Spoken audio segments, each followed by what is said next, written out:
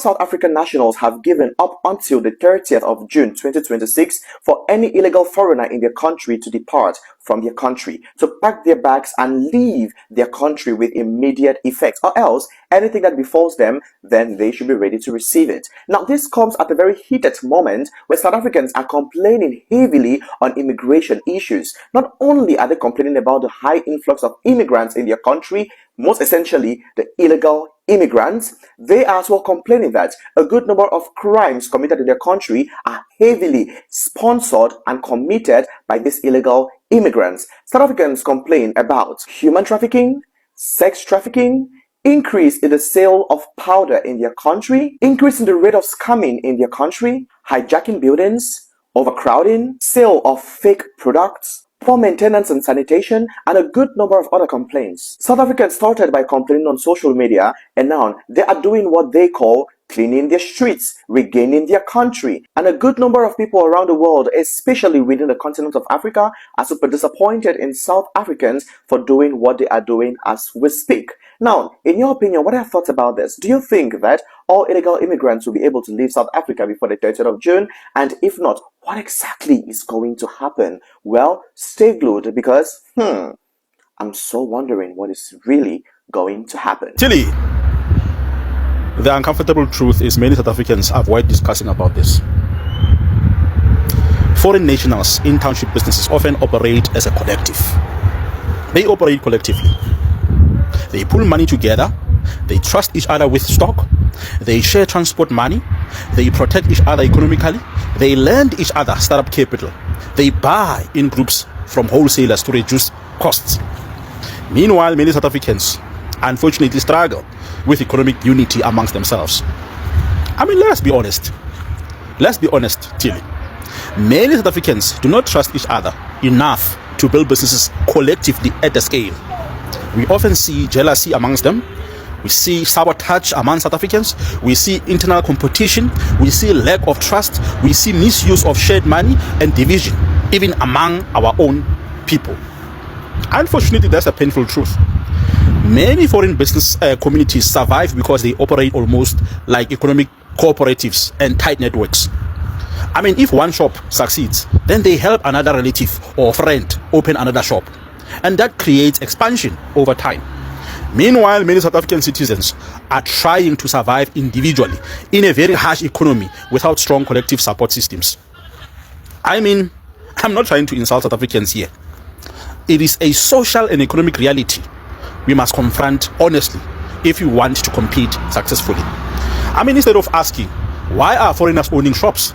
We should also ask, why are we failing to organize ourselves economically at the same level as South Africans? Why? Because real empowerment is not achieved through destroying other people's businesses. But then it comes from discipline, trust, cooperation, business education, investment culture, collective economics, and long-term thinking. South Africans absolutely can dominate township economies again. But it will not happen through anger alone. It will happen when South Africans start trusting each other more, building together, funding each other, supporting local entrepreneurs, and creating strong business networks of our own. That is how powerful economies are built. I mean, worldwide, it is done. That's how it is done.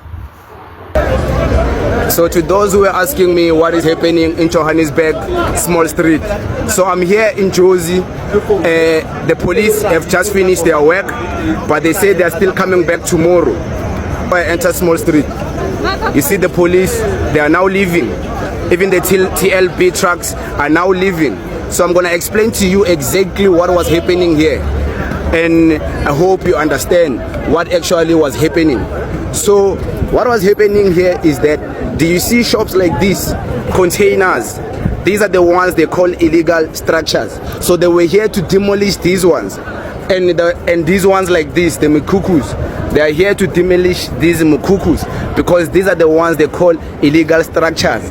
But the other shops, like the shops that are renting in buildings, like these ones, they are not gonna demolish these shops and they are not gonna shut these shops down as long as the shop is renting within a building. But if they build a mukuku, they are gonna demolish the mukuku. But these other shops will continue operating business. All these shops that are renting within the flats will continue operating business. But because now they were just busy, hence you see some of these shops closed. Small Street was closed because they were still busy. So these structures, they're also gonna remove them, but they said they're gonna come back tomorrow. So like you see here, there used to be shops here. You see all of these glass windows and glass doors. There used to be shops somewhere here. They demolished those shops. Even here, there used to be shops. They demolished those shops. You see, they also came with their staff that clean. So they didn't just come here to make a mess. They're also cleaning. But all of these other shops, like these ones that are renting within a flat, they can still continue operating business. So some people think these guys were here to arrest illegal foreigners or foreigners. That's not why they were here. They were not here to arrest foreigners. They were not here to arrest. They were just here to demolish the illegal shops, the structures, the mukukus. They were just here to destroy those things. But the shops, the ones that are operating within the buildings, they are still gonna be allowed to operate. You see, like here, this shop was already having structures outside the building. So they demolished those things. So this is what is happening here in Johannesburg, Small Street. That is what is happening. But according to the police, because I spoke to one police official, he told me that they didn't arrest any illegal foreigners. They didn't arrest any foreigners. They didn't arrest anyone. Their job was not to come and arrest people. And there was no immigration cars. There was no home affairs. It was just the Metro Police and the TLPs and the MMCs who work for the municipality. But now I'm on the other side of Small, so see something. So you see, like shops like this that operate within buildings are still allowed to operate. They are not gonna be shut down even though they are owned by foreigners. That's what I was told. And whatever I was told, there is the proof, because the other side of Small Street, the shops are operating. So if you see all of these shops are still operating, that means even the other side, once they are done demolishing all the illegal structures, they will open the other shops. They will allow the Pakistanis, the Ethiopians and the Somalians to open their shops and run their businesses. So as you can see, this is Small Street. I just came from the top. So the operation is only happening that side at the top. This side, by the downside, when you're heading to Carlton Center, there is no closing, there is no police, there is nothing. They were just operating that side at the top. You see, Josie is very busy. You know Josie Gutegunjan. So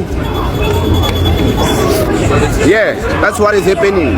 So they are not here to arrest illegal foreigners. Don't get any misconceptions. Don't let people tell you lies, you know. Their mission was not to come and arrest foreigners or illegal foreigners. There is not even one foreigner that was arrested today. So I know, because of what is happening in South Africa, immediately people start seeing shops being demolished. People will start pushing propaganda, and they will want to paint a picture that somehow these people, their shops were destroyed and they were also arrested and they were also deported. But no, it's just the illegal shops, the mukukus, not the normal shops that are paying rent within flats. See, even this side, the shops are still operating. Nothing has changed. Even despite everyone coming to march in Josie, these foreign nationals are still operating their shops. They're still operating their businesses, and no one is harassing them. Not even, you see, not even the police who came to demolish the shops forced these shops to close down. So yeah, I hope you guys get it. This video is for all those who support me. It's for all those who were asking me what is happening in Josie. It's for all those who were worried and they wanted to get a clear perspective as to Galani. I guess this will show you exactly what is happening, and if it has to bring you peace, maybe you'll finally get the peace that you needed. But you see, we are heading to the side of Carlton Center. The side of Carlton Center. It says Pumile Small Street. And even this side, on the side, is the shops are still operating because they've rented within the shops. They've rented within the shops. so they are allowed to operate because they've rented within the flats. So if maybe they had built a mukuku outside here, maybe somewhere here, they were also gonna come and demolish those mukukus. So I hope you understand actually what is happening here. So this is what is happening. I hope I was able to explain to you so you could understand what is happening. Tango.